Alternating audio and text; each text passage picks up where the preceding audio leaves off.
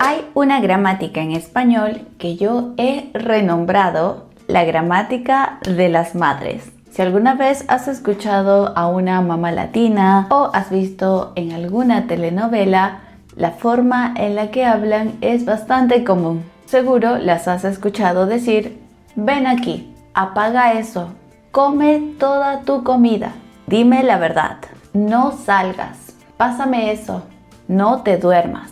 Y este, en efecto, es el imperativo en su estado más puro. Hola a todos y todas. Si eres nuevo por aquí, bienvenido a nuestro canal de Burbuja del Español. Yo soy la profe Mili.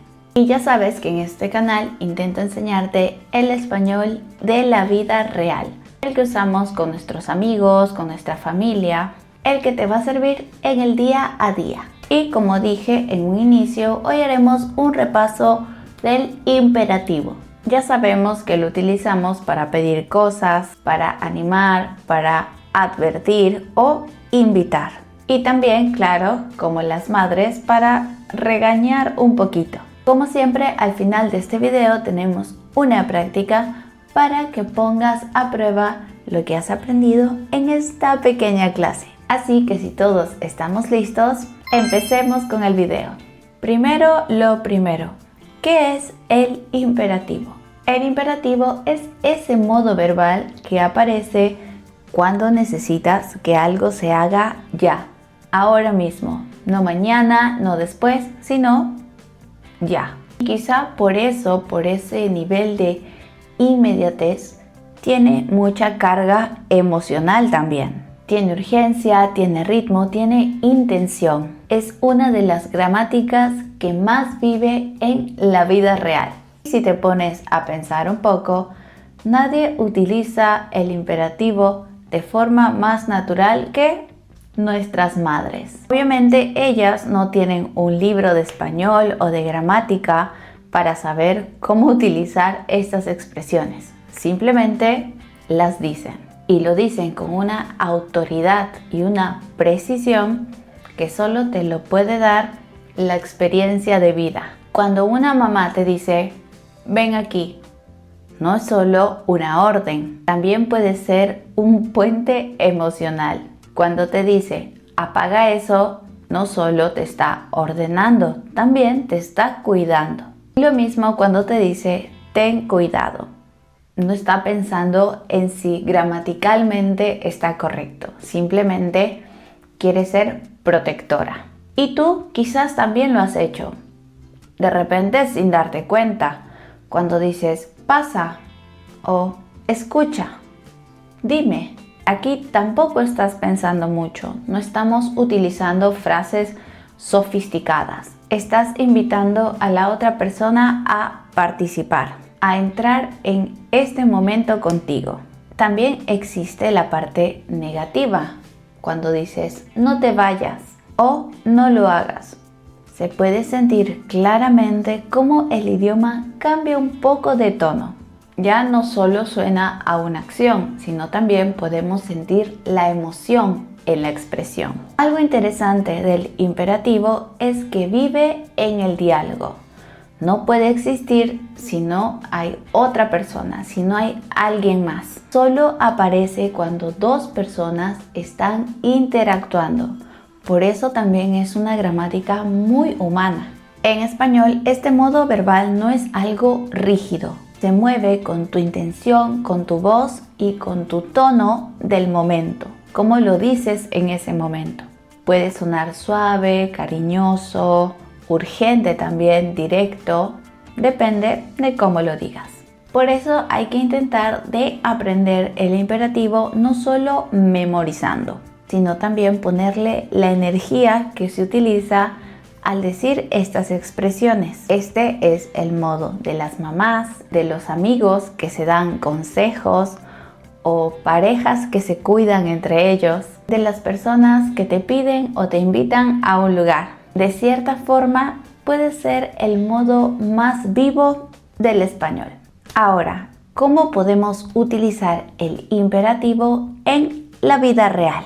Cuando empiezas a prestar atención al español, nos damos cuenta que el imperativo está en todos lados. No lo pensamos mucho, simplemente aparece. Entre personas cercanas, ya sea familia, amigos, pareja, el imperativo es utilizado constantemente. Podemos decir, espera un segundo o escúchame, mira esto, cuéntame.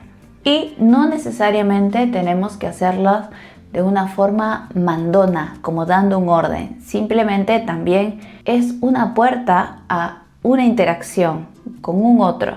Muchas veces, aparte de ordenar, también invitan a la conversación. Y por supuesto también están las madres que llevan el imperativo en el alma.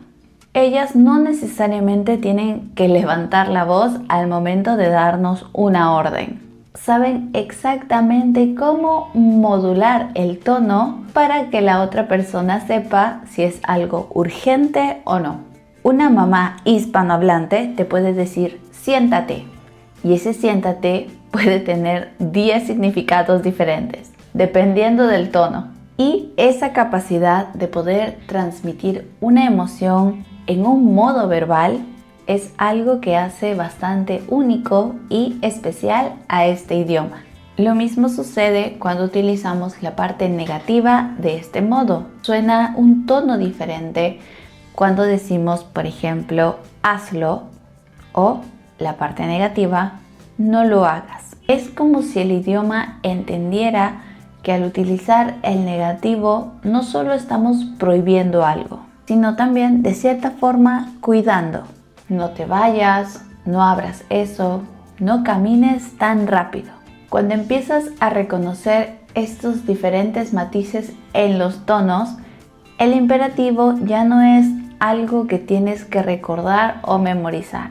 Empieza a ser algo más intuitivo. Y obviamente es ahí cuando tu español empieza a sonar más fluido. El imperativo para mí es un tema que me apasiona mucho.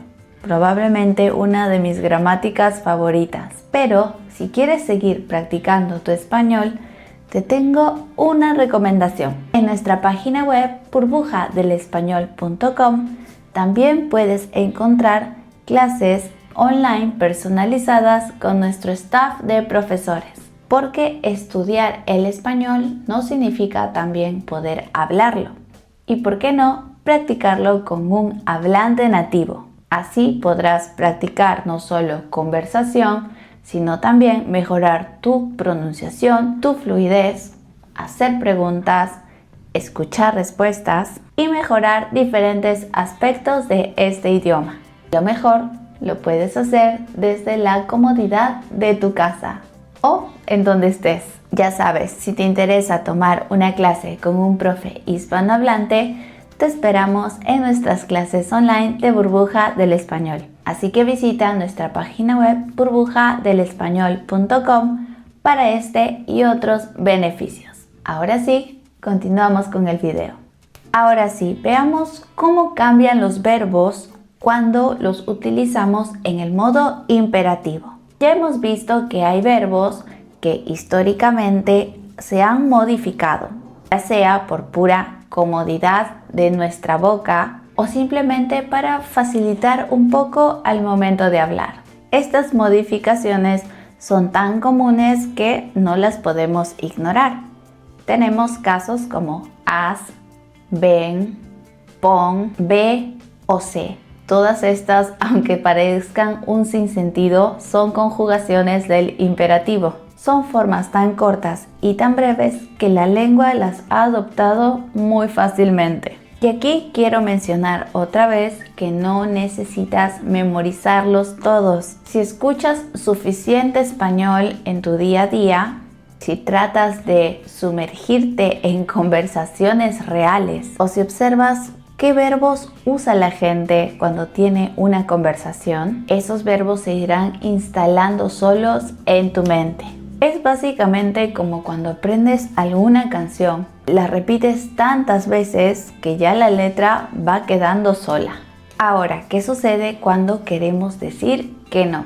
Con la parte negativa. En el imperativo hablamos mucho de acción, pero para el negativo cambia un poco la energía. Este aparece cuando quieres proteger a algo o a alguien, o también cuando quieres marcar un límite, puede ser con cariño o con firmeza, como una prohibición. Algunos negativos que podemos observar son, por ejemplo, haz, de hacer. El negativo sería no hagas. Ven, del verbo venir, no vengas. Di, del verbo decir, se transforma en no digas. Piénsalo en este tono. Cuando una mamá te dice no te vayas sin avisar, ¿sientes que te está prohibiendo algo o te está protegiendo, te está cuidando? Entonces aquí también puedes notar la importancia del tono y la intención en lo que estamos diciendo. Dentro del imperativo también podemos encontrar algunas expresiones con un pronombre extra. Y este es el punto que suele confundir a muchos estudiantes. En estos casos, cuando quieres que la acción avance o dices algo afirmativo, el pronombre se va a pegar al verbo. Es como si necesitaran ir en la misma dirección. Por eso existen las expresiones como dime, no solo di, dime, explícame, pásamelo. Esta es una sola unidad rítmica, un solo gesto verbal. Pero cuando la frase se vuelve negativa, hay que separar. Por ejemplo, no me digas, no te vayas, no me lo cuentes ahora. ¿Y qué sucede en nuestras conversaciones del día a día? Donde podemos ver el imperativo. Quizás lo has utilizado sin siquiera darte cuenta. Por ejemplo, si un amigo está un poco desanimado, le dices, vamos, tú puedes. Si llega una visita a tu casa, ¿cómo lo recibes? Pasa, siéntate.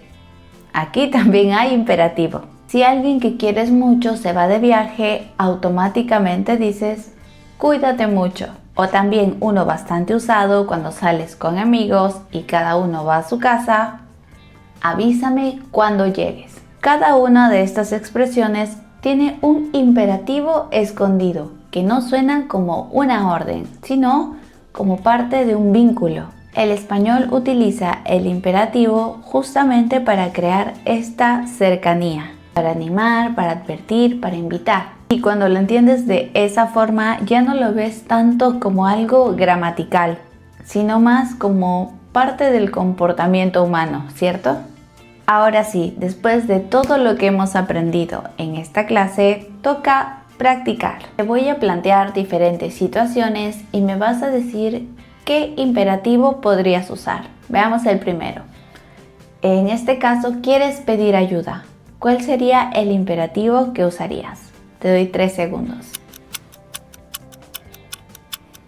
Muy bien, pensaste quizás en ayúdame.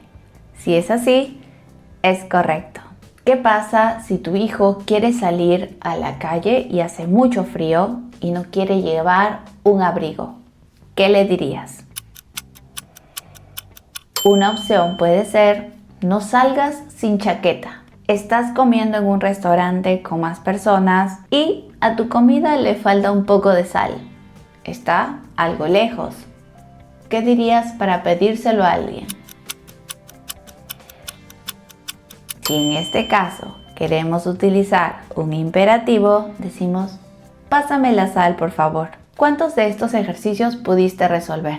Si pudiste hacerlos todos, entonces tienes un buen nivel de español y comprensión para el imperativo. Si no, podemos seguir practicando, no hay problema. Como dije a lo largo del video, el imperativo es una gramática muy humana que involucra a 2 personas. Y como a mí me gusta decirlo, es la gramática de las mamás. Cuando aprendes a utilizar estas y otras expresiones de la vida cotidiana con mucha naturalidad, tu español deja de ser un español correcto para pasar a ser un español auténtico. Ya sabes que si este video te ha gustado, puedes dejarnos un me gusta. No olvides suscribirte a nuestro canal de YouTube. También te invito a pasar por todas nuestras redes sociales. Aquí subimos contenido de español a diario. Y por supuesto, te invito a visitar nuestra página web burbujadelespañol.com. Aquí podrás encontrar muchos beneficios para tu aprendizaje. Tenemos una prueba gratuita para saber tu nivel de español, también clases con nuestros profes hispanohablantes. Tienes la opción de suscribirte a nuestro newsletter y recibir material exclusivo cada semana para leer y practicar. Y por supuesto, cursos y libros que tenemos disponibles para todos nuestros estudiantes. Así que, ¿qué esperas? Por mi parte, esto es todo por esta clase. Muchas gracias y nos vemos en un próximo video. Adiós.